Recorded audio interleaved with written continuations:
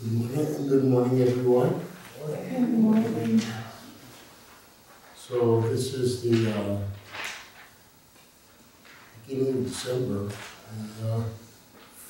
the last Dharma talk of the 2013. So very soon, tomorrow starts the winter retreat for the monastics. And during that time, we will be doing an opportunity to sit for a longer period of time or to practice learning a little bit more about meditation. So since we're going to be having an opportunity to go into deeper states of meditation during the winter retreat, I am going to give a little bit of a talk today on comparing the Satipatthana and the Anapanasati suttas. Satipatthana means four foundations of mindfulness, and Anapanasati has to do with mindfulness of the breath.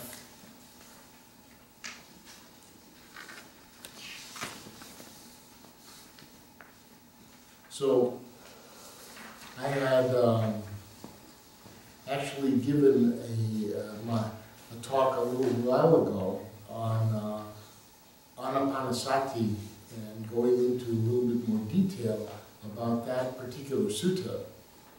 And for those of you who were here for that talk, the Master was here that day, and very rarely does Master say anything after the talks. But I hadn't even sat down on my cushion after the talk when Master stood up. And he turned to me and he said, "Don Shushu, I am dissatisfied." Now, I couldn't quite be sure of what it is that I heard that he said. And I said, "Excuse me, Master."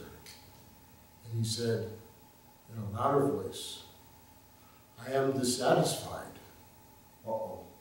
This is not what you want to hear from Master Jiru at the end of your talk.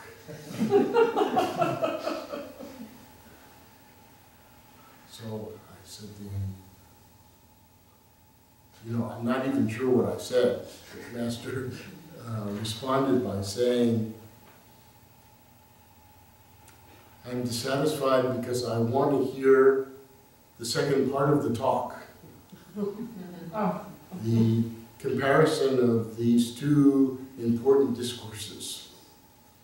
And he said, very humble, he said, "I will learn from your talk, and we will all learn from your talk, but you will learn from your talk." and that is the truth, yes. So I've been preparing for this talk since then, and believe me, I've learned from my preparation.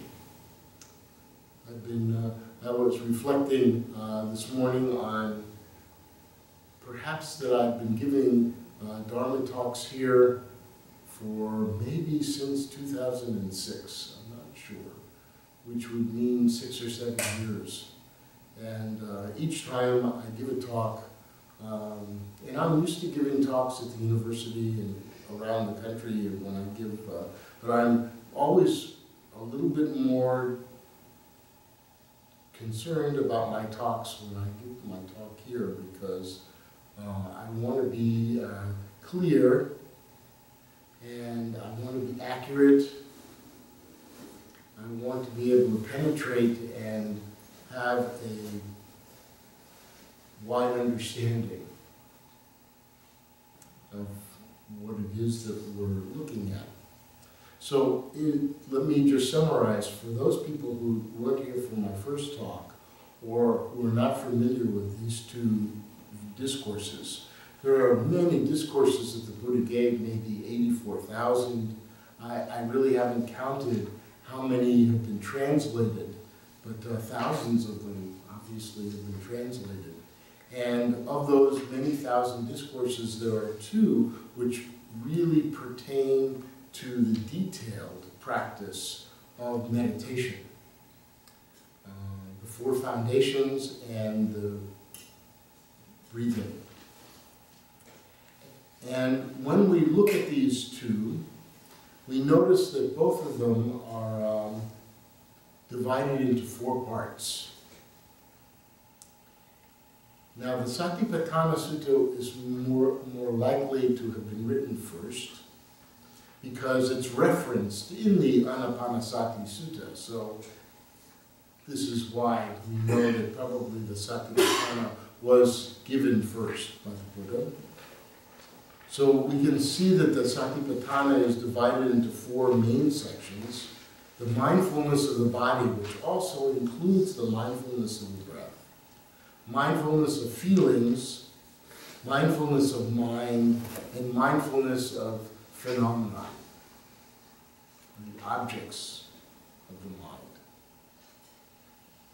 And the Anapanasati Sutta is also divided into four parts. The first being the stages on the path. The second being the mindfulness of the in and out breathing, which contains 16 parts.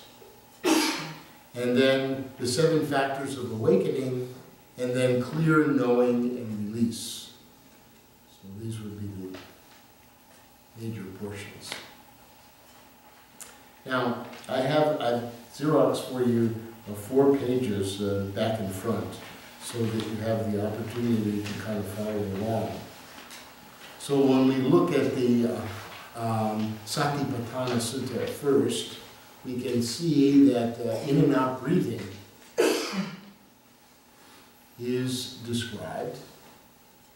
And in this description, the Buddha says similarly in both of these suttas that, you know, when the breathing is long, the breathing is long. When the breathing is short, the breathing is short. And the teaching here is that we just observe our breath without criticism and without congratulations. We just observe the breath. We just notice it. We see what the breath is doing. We accept the breath as it is. We see the natural rhythm of the breathing. And this is our practice. Now, in the commentaries, they go into a lot more detail. And the commentaries I'm going to reference here are from the Abhidhamma, and as it's further amplified by 2 great monks, one Venerable Somatera, who was a great monk, I believe, of the 20th century, and also Venerable Gunaratana, who is in his 90s, from Sri Lanka, who lives on the East Coast, who has a monastery there, and he has written a number of very interesting books on meditation practice from the early Buddhist schools, the most popular of which is called Mindfulness in Plain English. And I highly recommend this book to any of you who have an interest in understanding the more technical aspects of the mindfulness practice. And then once you've kind of gotten through that and you've had a chance to actually practice it for a while, then there is the follow-up book, which is Beyond Mindfulness in Plain English, which is really pretty beyond book. It's a very, very deep understanding of the practice. Venerable Silananda, who would come to Maba from time to time and give classes and teachings here, retreats, and even some instruction on Pali language, also from Sri Lanka, has been living at the monastery with Venerable Gunaratana for the last period of maybe a few years now. And every once in a while I write a note to Venerable Xiankuan if I have a major question. And this last time I had written to him a note about some concerns and questions that I had about the meaning of some of the practices in the Satipatthana Sutta, and I received no response. But then a few months later, I discovered that a new book was being released, and it has been released, on the Four Foundations of Mindfulness by Bhante Gunaratana. So I recommend that book as well, and it answered all the questions that I had. Great. Now I have more questions. But maybe you will write beyond the Four Foundations of Mindfulness. So one of the practices that a person can do is to begin to be more sensitive about the breathing. This is from the commentaries. Being able to divide the breath into actually 21 different segments. Obviously you don't want to chop it up, but just your awareness of the different parts of the breathing would first contain the understanding that as we inhale, there is the beginning of the inhale, the middle of the inhale, and then the fullness of the inhale. And then as we exhale, there is the beginning of the exhale, the middle of the exhale, and finally the completion of the exhale, the cessation of the breath. So that would be the first awareness that a person would begin to have in understanding the 21 parts of the breath. Then, once that is comfortable and you feel this awareness of the rising and ceasing, one becomes aware that when the breath is full, there is a feeling of pressure that takes place. It indicates, oh, my breath is full. And then as you begin to exhale, there's the release of the pressure. And those are two more parts that the person becomes aware of. And then at the bottom of the exhale, when a person has released it, if you pay very close attention, very subtle awareness, you become aware that there is this moment where you have this urgency to breathe again. This is the term that Bhante Gunaratana uses. It says there's this urgency. I found this to be quite interesting in observing my own breath and observing how it is that people experience urgency just in terms of their own life, that people experience urgency quite a bit. So as I paid attention to this urgency, of course, as soon as you begin to breathe, the urgency should dissipate. But for some people, the urgency about the breathing continues, maybe because of their attachments to other experiences that they're having that are related to urgency. And noticing when people experience pressure in their life, feeling overwhelmed, feeling too much, they're not able to release that pressure. So paying attention to these two parts of the breath could possibly be of value. There's also a section in the breathing where one becomes aware of the elements, that there are elements in our body and in our form, our experience, and these elements are related. We can use a metaphor that they're related to the earth, to water, fire, and air. And you can notice these elements as present in your breathing. Shift your focus and awareness to those elements. I won't say too much about that. If you want to read more about it in the Four Foundations, it's there.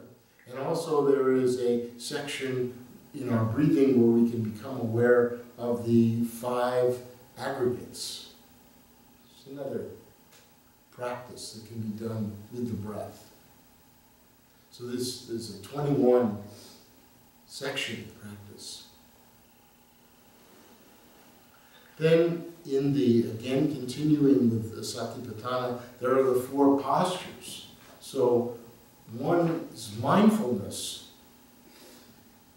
can be certainly cultivated when we're sitting in meditation, but also when we do standing. We can, whether we're doing meditation or not, we can be aware of our posture, of how it is that we're presenting ourselves, how it is that other people and other experiences are being presented to us. There is this awareness that takes place. And also when we're walking, also lying down. Lying down meditation is usually reserved for when we're sick or dying, or even if we're having trouble sleeping. We can practice instead our mindfulness while we're laying down. I have a personal experience that I will share with you. I have some Kleenex with me today because last week I had a cold, and the first night that I had the cold, very difficult time breathing. And whenever I would lay down, I would get a lot of congestion. So not too easy. So instead of laying down, I propped my head on my hand, and I stayed in that position, and then my breathing was much easier. But of course, not so easy to sleep in this position. So entire night, no sleeping, only focusing on the breath. So in the morning I had my work, and I thought, oh, maybe I won't go to work today, or maybe I'll just work for part of the day. But the entire day, my energy was the same as usual, no change. And I thought, this is very curious. And then I realized that I had spent the whole night just doing meditation and not struggling with, am I going to go to sleep, or am I not going to go to sleep? Am I going to have a difficult time tomorrow? Without those concerns, without spending energy on that, my energy was very constant through the rest of the day. I thought, this is pretty good. I like that.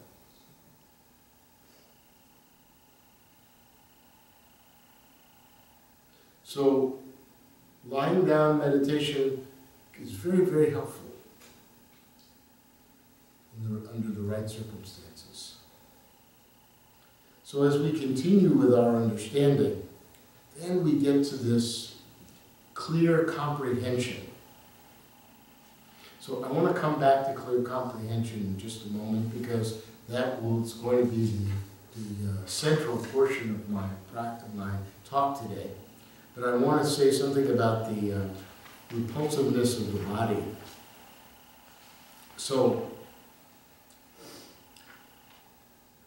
for those of you who have been coming to Mava and have heard Master talk about the mindfulness of the body and reviewing the different parts of the body, and then going into the internal organs and breathing into the internal organs, you'll know that the Master was giving to the lay people an abbreviated version of the 32-part meditation on the body.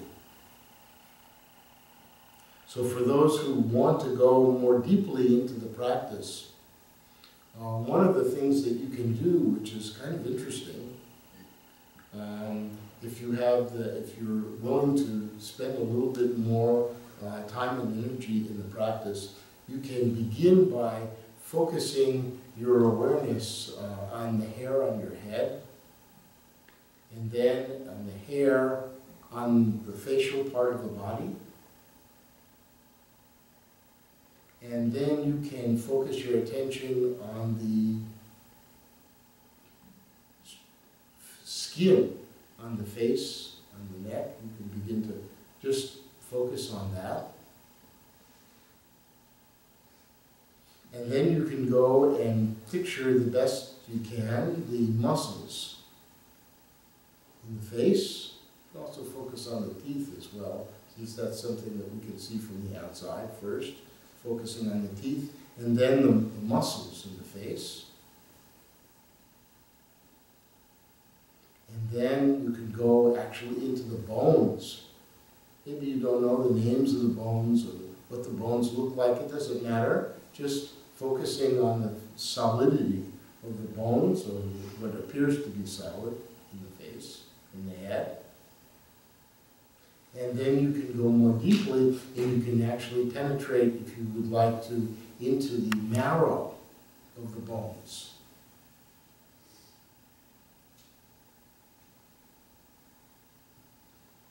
And then you can go in, pay attention to the different fluids, bodily fluids, that are in the head. Lots of bodily fluids in the head.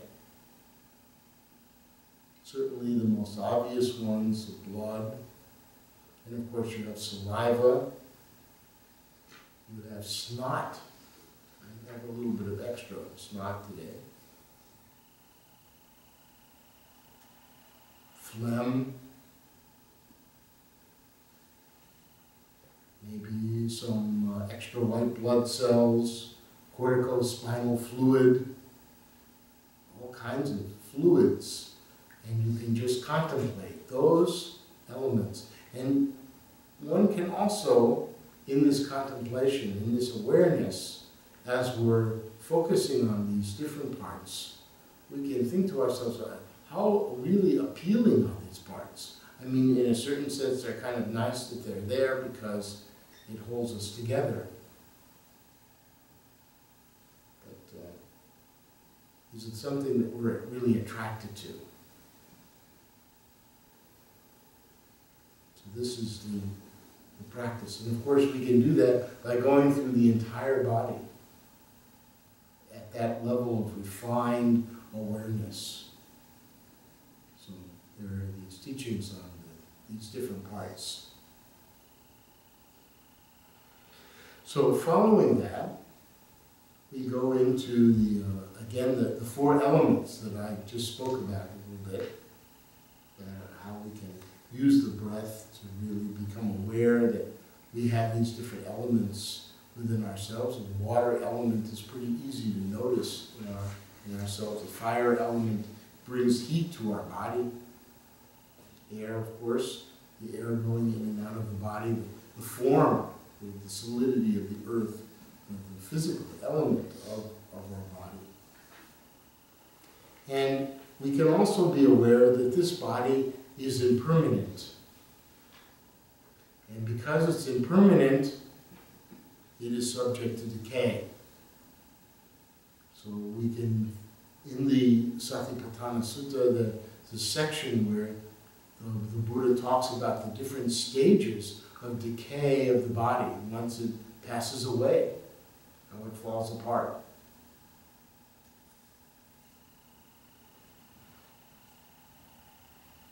Which leads to an awareness of the mindfulness of feeling. So mindfulness of feeling is a very small section in the Satipatthana Sutta, in this discourse.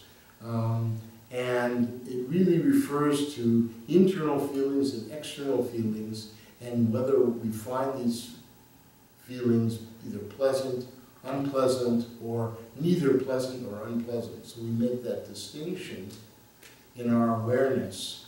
Oh, I'm finding this pleasant, I'm finding this unpleasant. And instead of attaching to the pleasantness or unpleasantness or the neutralness, we just observe it. Just in the same way that we observe the breath, instead of being attracted or repelled by it, we just observe it. So in the commentaries, there is a deeper analysis of feelings, and that's on page 4, the back of page 4 of the called the 8 Dimensions of Bodily Feeling that Master has referenced a few times. And here it is in the version that is given by Bhante Gunaratana.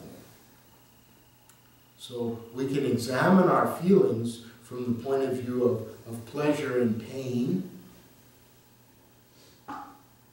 whether it's something that's pleasant or unpleasant, right? What we were just talking about. And then there's also a feeling of pressure that takes place, whether that pressure is heavy or light. We certainly will notice temperature, whether it's hot or cold. A texture, whether it's wet or dry, rough or smooth.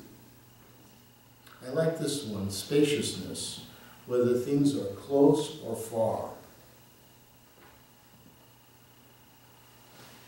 And location, whether things are part or whole, inner or outer. Frequency, whether things are persistent or intermittent. Memory, whether things are familiar or unfamiliar. The reason I said that I particularly like spaciousness is because I have employed this particular technique when I've been at the dentist's office.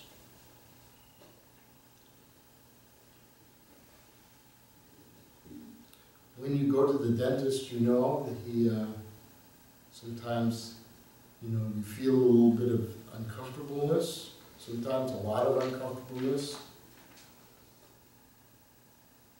So if you can use spaciousness as a dimension within your own examination, you have the choice of being able to say, oh, this pain is very close to me. Whenever you make the pain very close to you, you notice that it will intensify. But if you're able to say, oh, this pain is very far, it's off somewhere, very far away, then you don't attach to it and not so uncomfortable. Pain is actually less.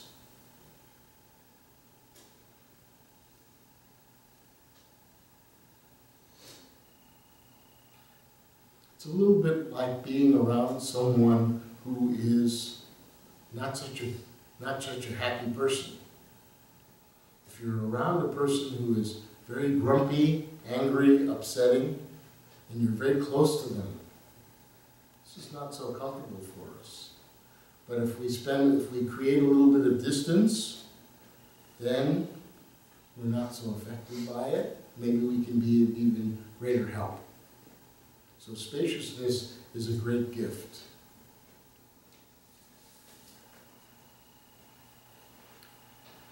So then there's a mindfulness of mind in 16 parts. This is a very detailed and discussion. I gave a talk about this at the Chinese English retreat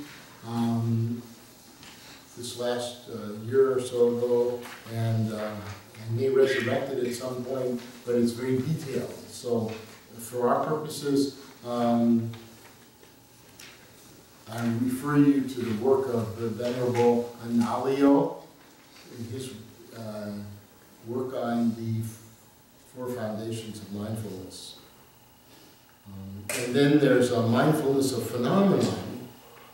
This is very interesting. This has to do with how it is that we interact with our experiences, any experience that we have. And so it begins with what's called the 5 hindrances.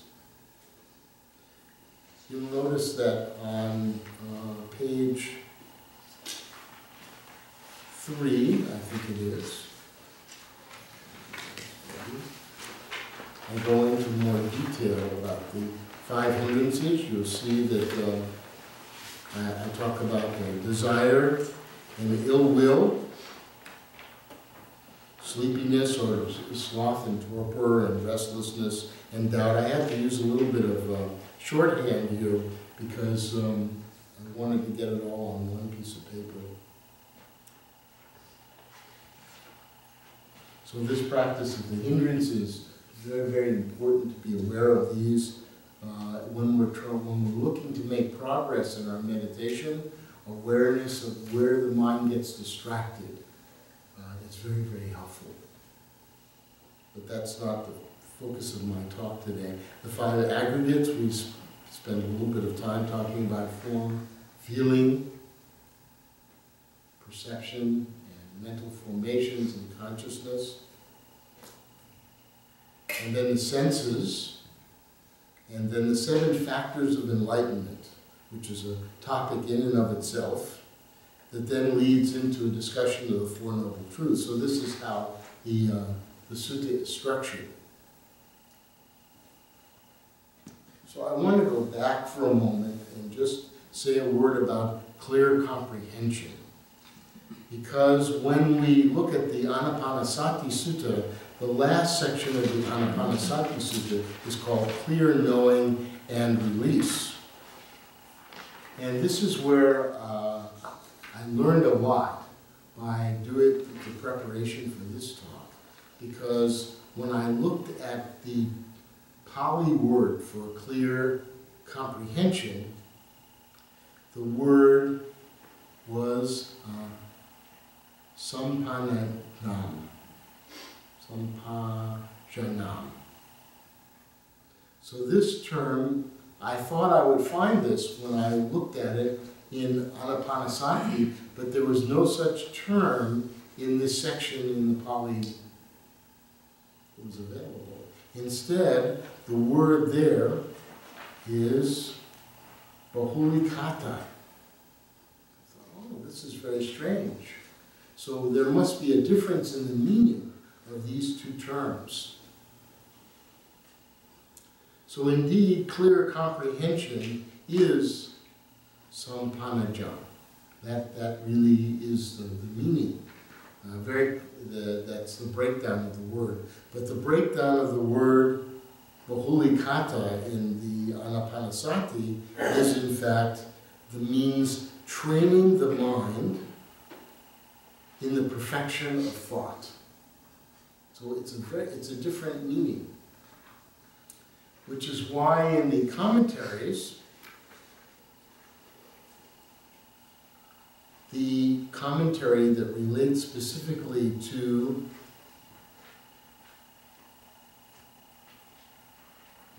clear knowing is in fact very different than the commentary of clear comprehension. So if we look at the commentary on clear comprehension from Satipatthana, we see that it's divided into 4 parts. I should have made a copy of that for you. The first part is called purpose, and it is subdivided into 3 parts. Calm and purify the mind. The second section is called Overcome Suffering and Distress, Progress and Attain Liberation from All Suffering for All Beings. So we could spend quite a whole section, a whole Dharma talk just on clear comprehension, because there's a tremendous amount of information here that we could kind of understand. The second part is called suitability, divided into 3 parts. The first is to check our impulses to see if they are correct. The second is to restrain harmfulness. And the third, to do what is generous and kind. The third part of clear comprehension is called domain or resort. And this is to stay within our correct boundaries, restrain our sense desires, and to use right speech and noble silence when needed. And the fourth is called non-delusion, which means to investigate impermanence, unsatisfactoriness, and the interconnectedness of all experience. So this is no self awareness. So the non-personal nature of our existence. So this is the practice of clear comprehension. Now, when we compare this to the practice of clear knowing, this becomes very interesting. So in clear knowing is related to the interconnection between our mindfulness of phenomenon and the 7 factors of awakening as applied to 4 aspects of clear knowing and release. So what are those 4 aspects of clear knowing and release? This has to do with focusing on impermanence, focusing on dispassion, focusing on cessation, and focusing on relinquishment. So, inconstancy or impermanence, each of these words begins with the term specific to the practice. So anicca is the term for impermanence, and then there is the suffix portion of the word, which is nupasi. Nupasi means the knowing of, or the clear awareness of, or the perfection of the awareness of this. So the perfection of the awareness of impermanence. Now in the Chinese, it's very interesting, the term is Wan Wuchang. Wan is the word that means to seek deeply or to penetrate into something. We're familiar with the word Guan when we talk about the Guanyin Pavilion. Guan is the first word in that. It means, the application of the word means to pay close attention to. So this is also the term that's used that means vipassana, or to have insight into. So we have 2 parts of mindfulness training. One is to calm the mind, and the other is to have a deep insight into the mind.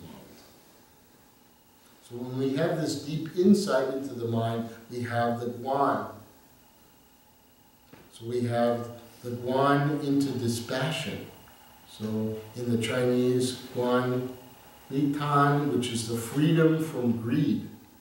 That's what it means in the Chinese. This is very good to look at the Chinese here, because dispassion means I don't have to want something. I don't have to have it. So another term that's used is translated sometimes is called fading. Fading means that my desire for things are fading. In cessation, in the Pali, nirodha means the extinguishing. So it's finally not only just faded, but is gone out. No longer, the desire no longer exists. Guan Mie, contemplating extinction. And relinquishment is the contemplation of abandonment. The abandonment means to be able to let go of the world of desire. This is to go and to enter the Sangha, to become a monastic, to practice with all relinquishment, no longer with having worldly attachments in that way. So,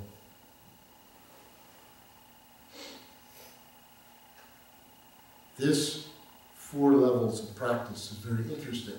So, just as a little bit of an aside, I began my talk with saying that I wanted, whenever I would give a Dharma talk, I always wanted to make sure that when I gave a Dharma talk that I could do 4 things. So in the teaching in the Yogacara school, there's the Yogacara Bhumi Shastra. There is a specific teaching about this practice of vipassana, or having insight, this guan practice. And there are 4 parts to this vipassana practice. The first is to scrutinize the full extent deeply, penetrating to this source, to the core.